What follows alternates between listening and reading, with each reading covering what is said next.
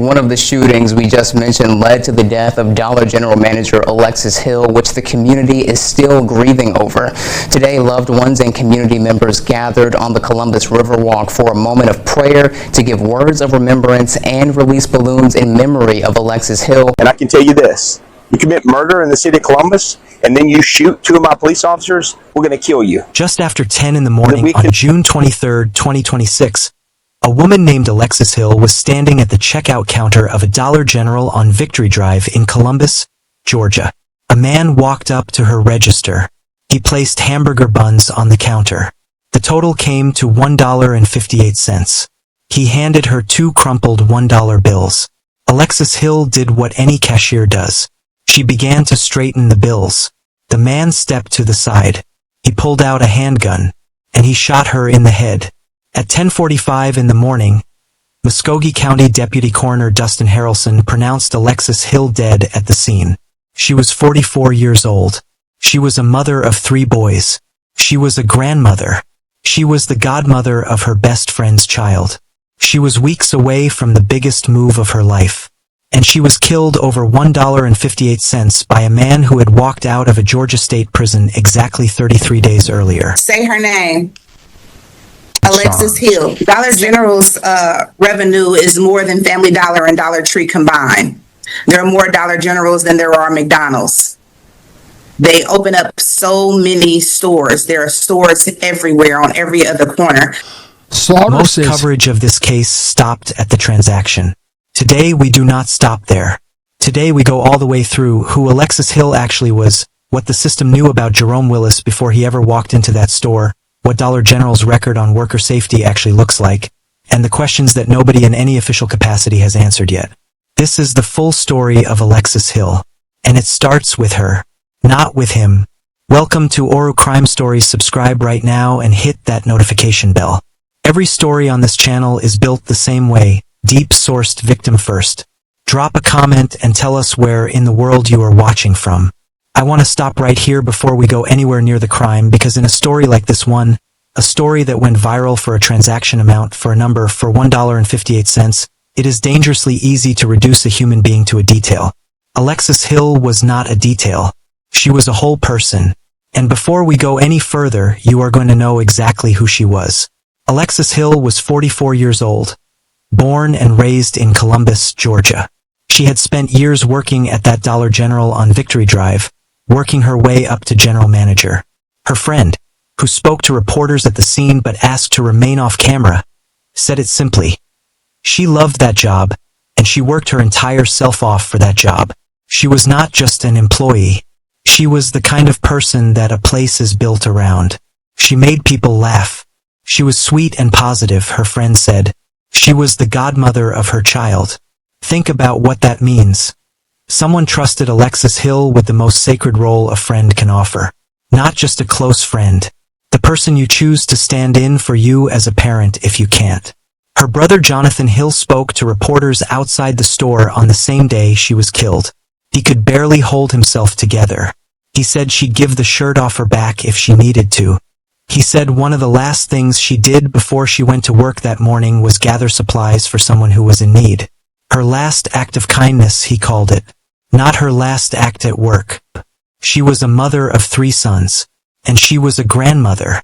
Let that land, 44 years old, grandmother. A woman who had already watched her children grow and was now watching the next generation arrive. And here is the detail that I keep coming back to. The detail that tells you everything about where Alexis Hill was in her life in June of 2026. She was on a countdown. Her 3 sons had moved to Colorado. And Alexis had made a plan. She was going to move there too. She was going to be close to her boys, close to her grandchildren, starting the next chapter of her life surrounded by the people she loved most. Her family says that was all she talked about. She was on countdown. She was ready to get to her boys and her grandkids. That was her life. She had a date in mind. She had a plan. She had a future that was fully formed in her imagination and almost fully formed in reality. Then something got in the way. A major surgery. The kind that grounds you, that delays everything, that forces you to stay longer than you planned in the place you were preparing to leave. Her family told reporters she really wasn't supposed to be here. She had made plans to move. The surgery delayed things. She stayed. And on June 23, 2026, she was standing at that register on Victory Drive, still waiting for her recovery to complete, still counting down to Colorado, still one chapter away from everything she had planned. Her sons were expecting her. Her grandchildren were expecting her. And they were excited. Her family says they were looking forward to having their mother move out there, to being one big happy family. With a smile Alexis on her Hill face. never made it. At the beginning of my career, about 5 years ago, I was dispatched out to a call in reference to a domestic dispute, and she happened to be the manager. She was the foundation in someone else's life to help them get the help that they needed to get out of a bad situation. Impact on the community. She was a wonderful This person. is Corporal She had Heather Hill. the biggest heart you could possibly think of, and more so, she cared about everybody. Everybody was number one, and she always put herself second. Her brother Jonathan said it with a grief that was so plain and so real it is almost impossible to read. The saddest part right there is that she won't be able to make it. And when I tell you that's all she talked about, she was on countdown. She was ready to get to her boys and her grandkids. That was who Alexis Hill was. A woman who worked hard, who gave generously, who loved fiercely, and who was 33 days away from the move that was going to change everything. When a man who had been out of prison for exactly 33 days walked into her store. Let me walk you through what happened that Tuesday morning, precisely and without embellishment, because the facts are disturbing enough on their own. Just after 10 o'clock in the morning, Jerome Marquis Willis, 33 years old, of Columbus, Georgia, entered the Dollar General store on Victory Drive. He walked to the register to purchase hamburger buns. The total was $1.58. He handed Alexis Hill 2 crumpled $1 bills. As she straightened the bills, a motion so ordinary, so automatic, so completely routine that every cashier in America does it 10 times a day, Willis stepped to the side of the counter. He pulled a handgun, and he shot Alexis Hill in the head. He then fled the store on foot. At approximately 10:45 in the morning, Muskogee County Deputy Coroner Dustin Harrelson arrived on scene and pronounced Alexis Hill dead. She had not been transported to a hospital. There was no window of hope. She was gone at the register where she had stood and worked and laughed and greeted people every single day. The Columbus Police Department launched an immediate manhunt for Willis. For approximately 3 hours, he evaded capture. Then, around 1 in the afternoon, roughly 3 hours after Alexis Hill was killed, Columbus police located Jerome Willis in a parking lot in the 3800 block of Baker Plaza Drive. Officers issued verbal commands. Willis did not comply. Officers released police K-9 Havoc to apprehend him. Willis produced a handgun, shot toward the K-9, and continued pointing the weapon at officers. Officers returned fire. Jerome Willis was shot and killed at the scene. K-9 Havoc was injured and required emergency surgery but survived. The Columbus Police Department officer who was shot was treated and is expected to make a full recovery. That same day, the Georgia Bureau of Investigation opened an independent review of the officer-involved shooting on Baker Plaza Drive. As is standard procedure in Georgia. One morning, one woman going to work, one man who bought hamburger buns. And by the time the sun set on Columbus, Georgia on June 23, 2026, Alexis Hill was dead, Jerome Willis was dead. A police officer was recovering from a gunshot wound, and a police dog named Havoc was in surgery. No motive has been officially released. Alexis's family told reporters that she and Jerome Willis were complete strangers. They did not know each other. There is no prior relationship, no prior dispute, no history of any kind between the woman at the register and the man who walked up to it. No motive, no connection, no explanation. What we do have is a timeline. And when you follow that timeline far enough back, past that Tuesday morning, past that Tuesday, past May, it leads somewhere very specific. I want to be careful in this section, because Jerome Willis is dead and there is no trial, no conviction, no formal legal process that can now establish what happened in that store with the certainty a court would require. What we have is the official record. What we have is confirmed reporting from the Georgia Department of Corrections, the Muskogee County Court System, and the Columbus Police Department. And that record tells a very specific story. Jerome Marquis Willis was born in 1993. He grew up in Columbus, Georgia, and his contact with the criminal justice system began while he was still a child. In 2007, when Willis was approximately 14 years old, he was convicted as a juvenile in Muskogee County of robbery. He was sentenced to 20 years in prison with 10 years to serve. Let that sit. 14 years old. A robbery conviction. 20 years sentenced. This was not a first warning. This was not a suspended sentence or a counseling referral. This was a juvenile being processed through the most serious end of the criminal system before he was old enough to drive. He served time. He was released. And then he was back. Over the following years, court records show Willis accumulated additional convictions in Muskogee County. Simple assault, obstruction of law enforcement, drug possession, firearms charges, multiple encounters, multiple convictions, a pattern documented in official records across more than 15 years. In 2023 and 2024, he was charged and convicted of terroristic threats in Muskogee County. He served 2 years for those charges at Dooley State Prison. The manager of a Columbus Dollar General store is dead tonight after police say a customer shot her after a small purchase, then later opened fire on police at a separate scene. That would lead to an officer-involved shooting that left the suspect dead and a police officer and K-9 officer injured. Police reporting tonight that the officer has been treated and is expected to make a full recovery, while the K-9 is still being treated. Tonight, we're learning the identity of the suspect as well. News 9's Gabriella Johnson following this story and joins us now live from our newsroom. And Gabriella, a lot of folks expressing condolences to the family of this Dollar General employee who was shot and killed. What reaction are you hearing tonight?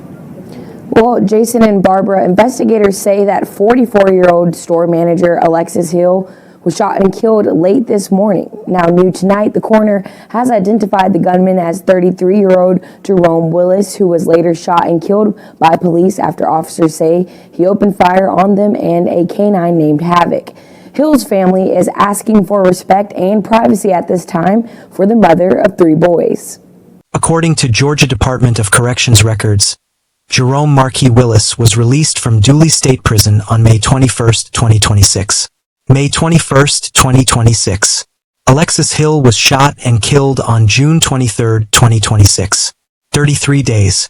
Jerome Willis had been out of prison for exactly 33 days when he walked into that Dollar General on Victory Drive and shot a woman in the head over a $1.58 purchase. Now, I want to address something directly because it matters to how we understand this case.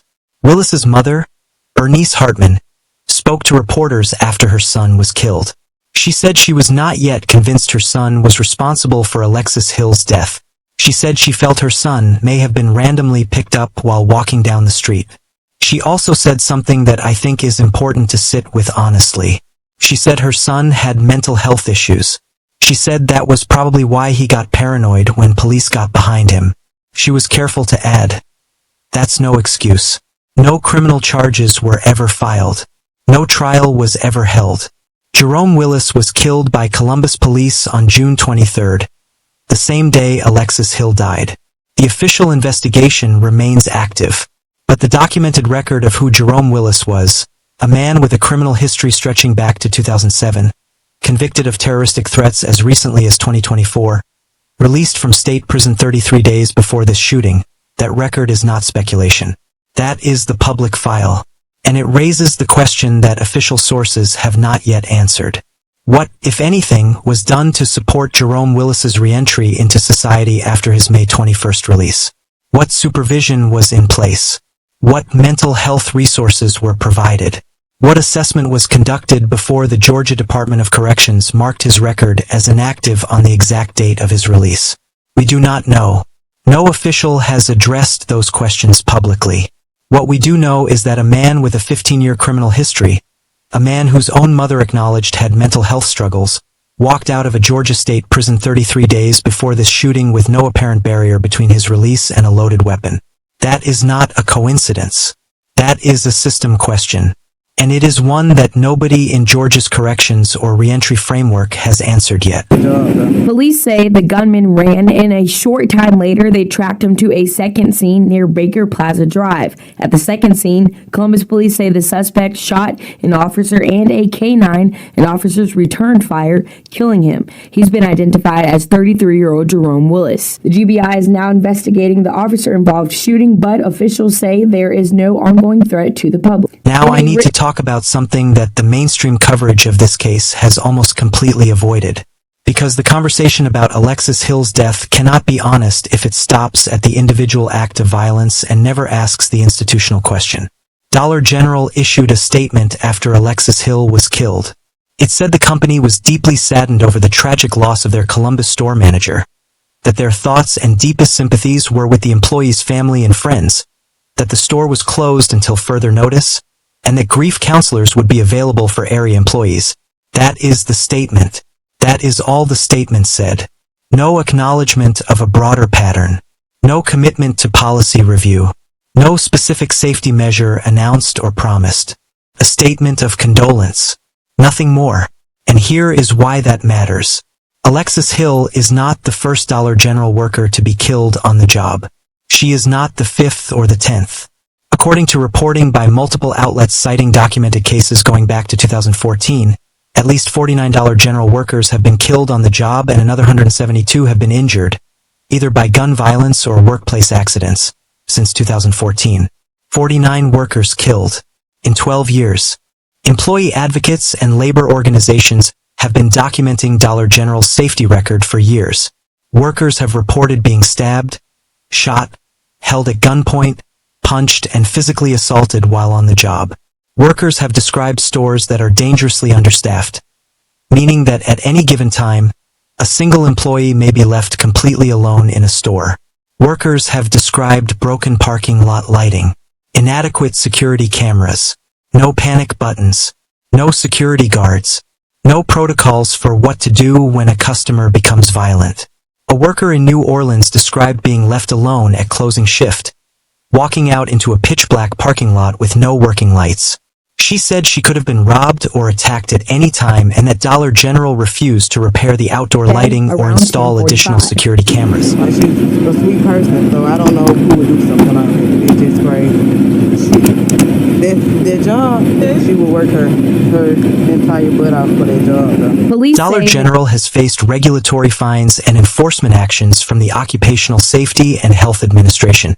OSHA has cited the company repeatedly for safety violations across its stores. The fines were paid. The violations were documented. The pattern continued. Now let me be precise about what is confirmed and what is not.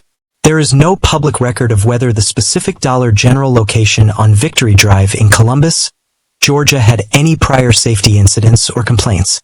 There is no confirmed information about whether that specific store had security protocols in place that were violated or ignored on June 23rd. The Columbus Police Department is still investigating. Dollar General has cooperated with law enforcement and asked that further media inquiries be directed to police. What is confirmed is this.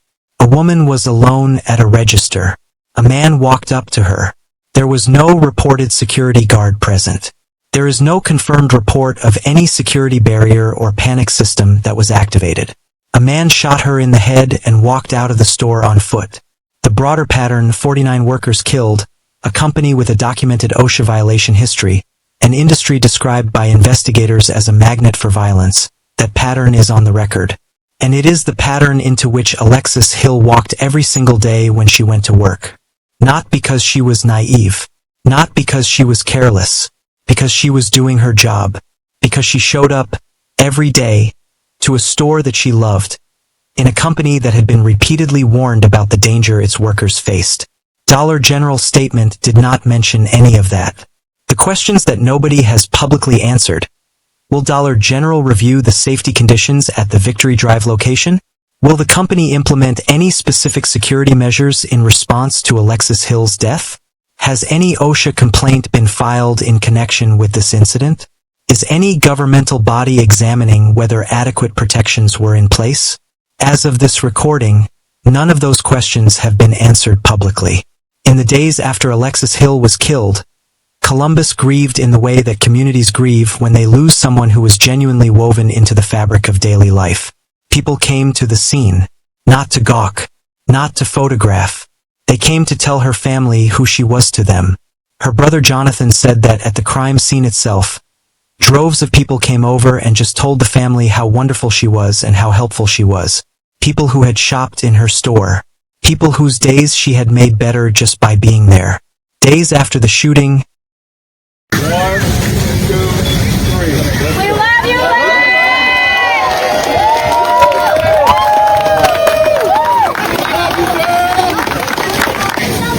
Thank you for coming out.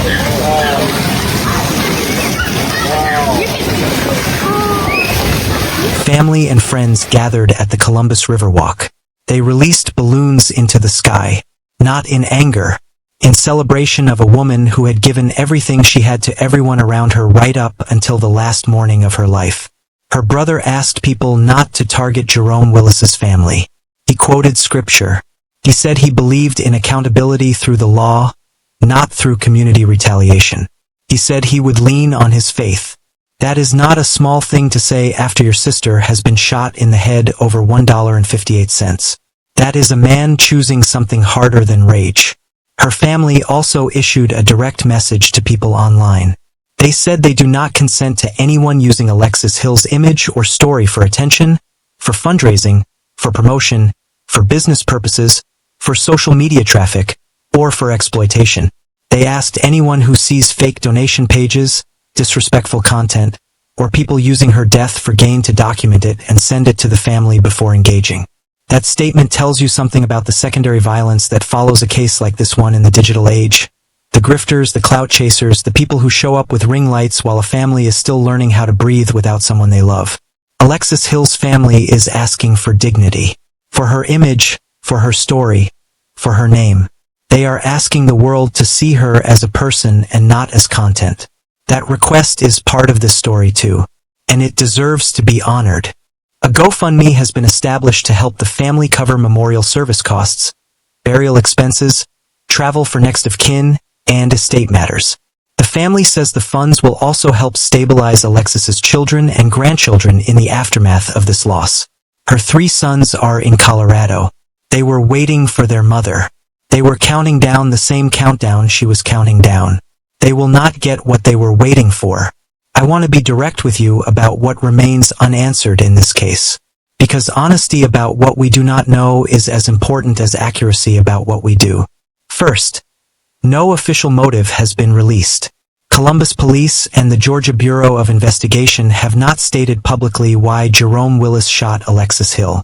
The family has confirmed there was no prior relationship. She was as a person. Okay, as a person, born and raised here, right here in Columbus.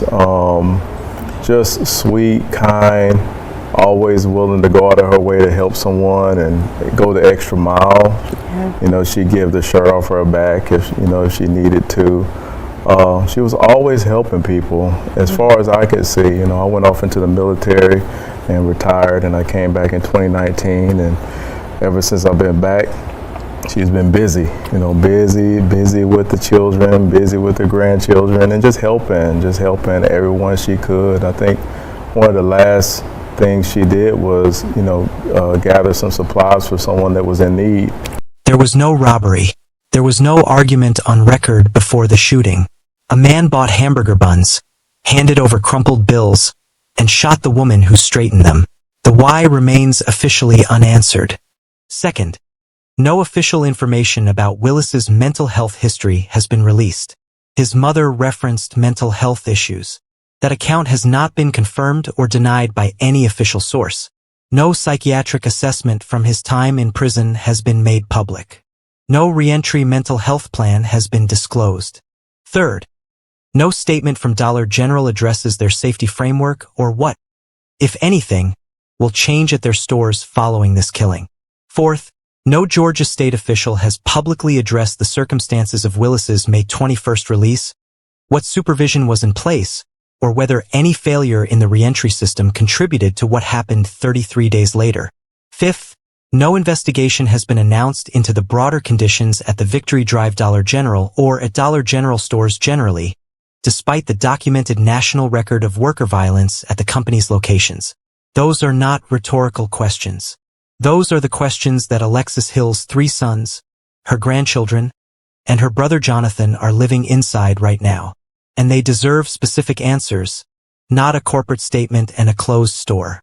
If this is the standard of coverage you are looking for, victim first, system examined, open questions named honestly, subscribe to this channel.